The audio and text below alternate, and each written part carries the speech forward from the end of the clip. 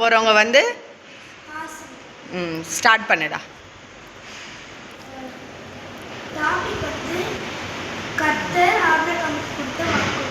Okay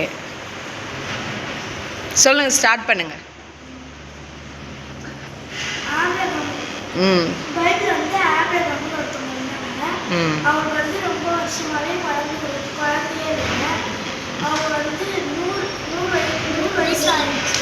அப்போ வந்து இயேசுப்பா தேவதூதரை நம்பி சொல்றாங்க, இந்த மாதிரி உனக்கு ஒரு குழந்தை பிறக்க போகுது அப்படின்னு சொல்றாங்க. அப்போ வந்து ஆபிரகாம் நம்புறாங்க. ஆனால் அவங்களோட ஒய்ஃப் வந்து நம்பவே இல்லை. அதுக்கப்புறமா கரெக்டாக அவங்க 100 வயசுல வந்து ஒரு குழந்தை பிறக்குது.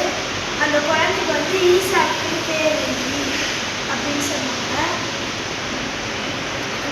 அப்புறமா ஈசாக்கு வந்து ஏசப்பா வந்து ஒரு நாள் சொன்னாங்க, ஈசாக்கு வந்து மறைவா நான் அவனை வந்து பறி கொடுக்க போகிறேன் அப்படின்னு சொன்னப்ப ஆபிரகாம் வந்து அவங்க ஒய்ஃப் தெரியாமல் கூட்டிகிட்டு வராங்க.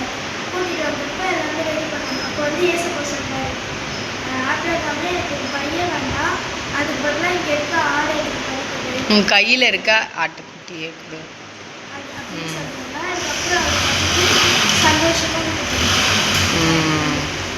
சூப்பர்.